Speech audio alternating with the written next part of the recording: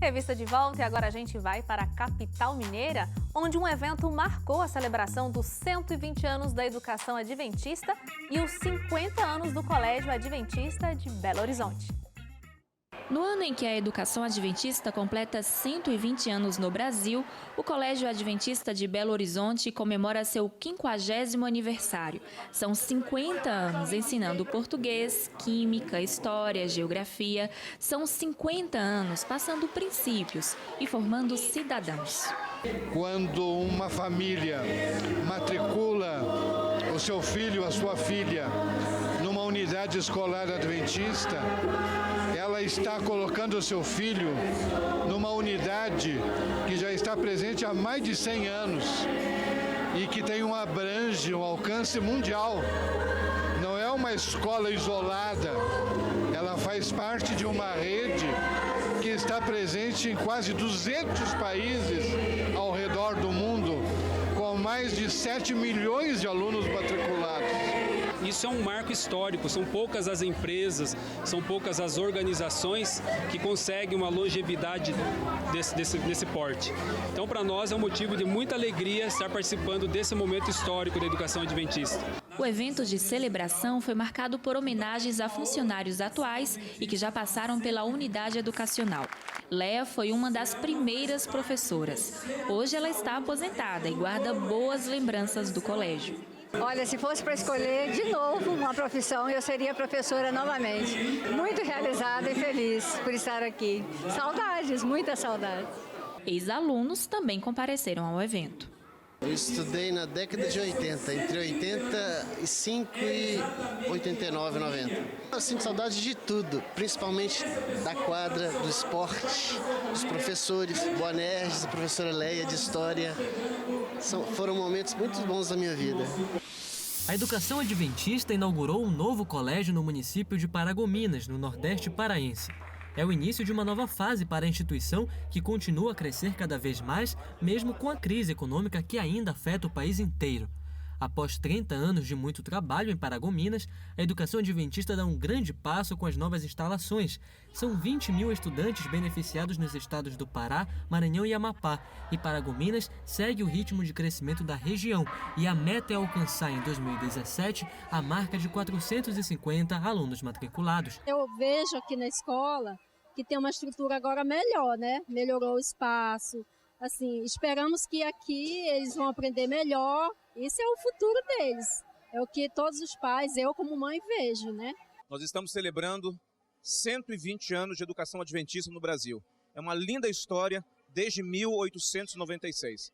A inauguração da Escola Adventista de Paragominas é a concretização de um sonho e a celebração de 120 anos de educação adventista em nossa região.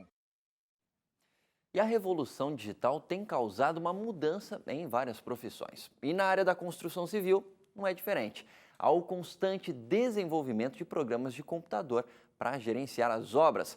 Mas como é que isso pode ajudar na construção de uma igreja? Veja a seguir. A projeção na maquete e o desenlace da fita de inauguração de uma edificação podem até enganar. Mas o trabalho de erguer prédios, sem dúvida, exige esforço e mão de obra.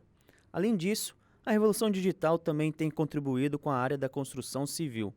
De acordo com a estimativa da Confederação Nacional da Indústria, 80% das empresas do setor devem investir em novas tecnologias nos próximos 5 anos. E as construções da Igreja Adventista no estado de São Paulo também vão ganhar a ajuda da tecnologia. Agora, elas podem ser gerenciadas por meio de um software chamado SGP. Por meio dele, engenheiros e arquitetos vão poder gerenciar as diferentes etapas de uma obra em um único ambiente. A gente vai conseguir reduzir o tempo e ganhar em qualidade de projeto através dessas novas ferramentas. A equipe de engenheiros e arquitetos responsáveis pela construção de templos adventistas no estado de São Paulo se reuniu durante 3 dias com o objetivo de consolidar bases, não de templos, nem de prédios, mas do propósito por trás de cada desenho traçado, seja no papel ou no computador. E uma edificação, ela está bem fundamentada. Tem que estar bem fundamentada numa rocha. E a rocha é Cristo. A nossa vida espiritual também. Ela deve ser edificada nessa rocha. Ela foi rejeitada um tempo, mas agora nós temos que pegá-la e se firmar nessa rocha para um dia estar eternamente com Ele nos céus. Bom, e como já virou costume aqui no programa, todo mês nós trazemos uma discussão a respeito da matéria de capa da Revista Adventista. E agora você aí de casa confere o destaque da edição de outubro com o jornalista e editor Márcio Tonetti.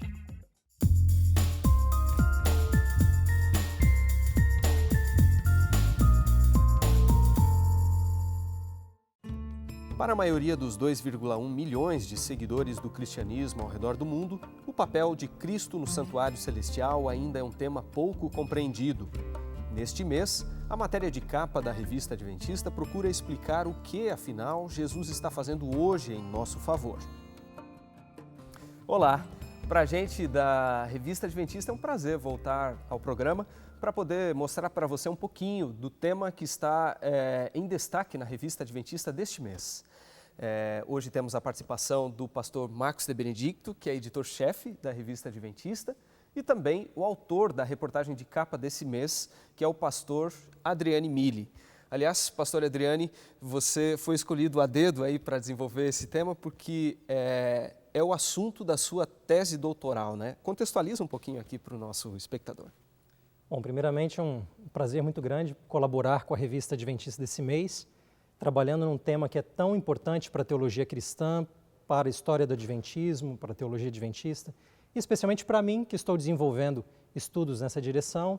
Nós passamos os últimos 5 anos e meio na Universidade de Andrews, desenvolvendo a tese na área da doutrina do sacerdócio de Cristo, onde nós procuramos desenvolver algumas linhas de paradigmas de interpretação dessa doutrina na teologia cristã, e mais no final da tese, nós procuramos desenvolver um modelo dessa doutrina a partir da leitura do livro de Hebreus. Bom, Marcos, o mês de outubro eu acho que é uma ocasião bastante favorável, né, para a gente tratar sobre esse assunto do santuário, do ministério de Cristo no santuário celestial, né? Esse foi o gancho da reportagem, né, desse mês. Basicamente, a teologia adventista do santuário começou a ser desenvolvida no dia seguinte ao que nós chamamos aí do grande desapontamento, que foi aquela grande expectativa da volta de Jesus, em 1844, e a partir daí houve muitos desenvolvimentos e por isso achamos que esse mês agora seria o mês oportuno para a gente refletir um pouco sobre esse assunto, que é um pouco controvertido na história da Igreja Adventista, porque nós temos pessoas que defenderam e defendem esse tema de maneira muito apaixonada, como o Ray Smith, é um pioneiro, um editor da nossa igreja, que escreveu bastante sobre esse assunto. Tivemos também alguns desenvolvimentos posteriores, como na época aí, final da década de 70, começo da década de 1980, com um teólogo chamado Desmond Ford, que era um crítico de alguns aspectos dessa doutrina.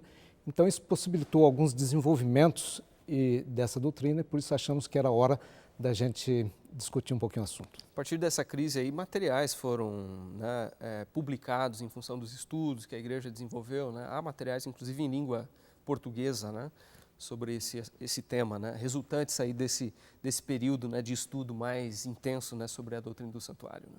Perfeito. Houve esse comitê que produziu materiais, que a Conferência Geral pediu que eles fossem trabalhados, né?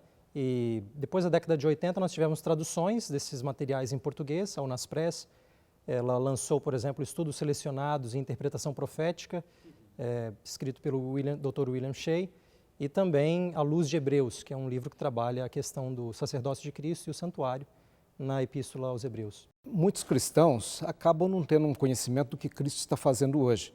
Penso que Cristo foi para o céu e que ele não tem uma função específica lá. Então a matéria, e no editorial eu dou um toque a respeito disso também, nós podemos compreender um pouco mais a respeito da obra que ele está fazendo hoje, que não é apenas intercessão, mas a partir de determinado momento, acreditamos que de 1844, de acordo com cálculos proféticos, então ele inicia uma nova fase do seu ministério, que é uma fase investigativa, uma fase relacionada com juízo, com julgamento. Na prática, o que isso representa, por exemplo, para cada pessoa, né?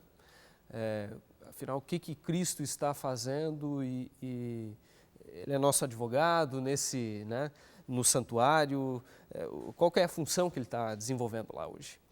Eu creio que, resgatando um pouco também o que o pastor Marcos colocou, a noção de desapontamento ela precisa ser bem trabalhada. Qual seria realmente a raiz desse desapontamento, porque parece que Deus nos desapontou, ou que Deus teria desapontado o movimento adventista, quando na realidade o desapontamento ele nasce de uma compreensão limitada da nossa parte, de um grupo de pessoas, né? Isso também não é novo na história do Adventismo, no sentido de que não é o Adventismo que traz um desapontamento, mas se nós vamos, por exemplo, observar os evangelhos, os discípulos também se desapontaram. Se nós observarmos o caminho de Emaús, eles andando ali, Jesus aparece, eles sequer reconhecem a Jesus, tamanha decepção, não é? Mas isso é fruto da compreensão limitada que eles têm da obra de Cristo. Eles não conseguiam perceber um Cristo que iria sofrer, não é? E ia passar pela cruz, apesar dele ter falado inúmeras vezes sobre isso. E nós poderíamos observar um pouco dessa questão também na história adventista, não é? Onde seguidores piedosos que buscam a verdade, eles têm uma compreensão limitada da obra de Cristo e agora é chance de entender um pouco mais sobre essa obra. Normalmente as pessoas têm essa visão muito limitada, focalizando apenas a cruz, e mesmo aqueles que acreditam nesse trabalho de Cristo no Santuário Celestial, às vezes têm uma visão limitada também, pensando que Jesus exerce apenas a função de intercessor. Sim. Mas o Santuário Celestial é algo muito mais amplo. O pecado surgiu, em certo sentido, ali dentro do santuário, com a contestação ali de um ser criado, de um anjo que gostaria de ser e agir como Deus, e o pecado terminará ali no santuário também. Aliás, eu diria que sem essa dimensão de justiça, nós não seríamos sequer capazes de entender o sacerdócio de Cristo. Porque uma das perguntas que as pessoas podem fazer, lendo a Bíblia, é a seguinte: se o Pai nos ama, por que precisamos de um intercessor? Porque daria a impressão de que Jesus estaria tentando convencer o Pai de que nós precisamos receber a misericórdia divina, não é? Quando, na realidade, ao lermos com mais calma, nós percebemos que o próprio Pai é aquele que envia o intercessor. Então, o Deus, o Pai, ele não precisa ser convencido de alguma coisa com a ação de Jesus, mas o Pai é justamente essa autoridade diante da qual os pedidos eles são apresentados. Bom, você já viu que o assunto rende bastante, né? Nosso tempo já está esgotado aqui. Eu quero agradecer a participação do pastor Marcos, também do pastor Adriane Mille. Certamente o leitor vai ter muitos outros pontos para explorar aqui na reportagem, na matéria de capa desse mês, né? A gente quer agradecer pela sua audiência, você que nos acompanhou, seja pela TV ou pela internet, e te convidar para pesquisar um pouco mais sobre esse tema, que é uma doutrina distintiva dos adventistas. Você pode obter mais informações também em nosso site, que está aparecendo aí na tela. A gente espera encontrá-lo na próxima ocasião. Até lá. Muito bom. Eu não vejo a hora de ler a revista Adventista agora de outubro. Então agora a gente vai para o intervalo. É isso mesmo, Suzane? É isso, Leite. E no próximo bloco tem notícias vindas do Rio Grande do Sul.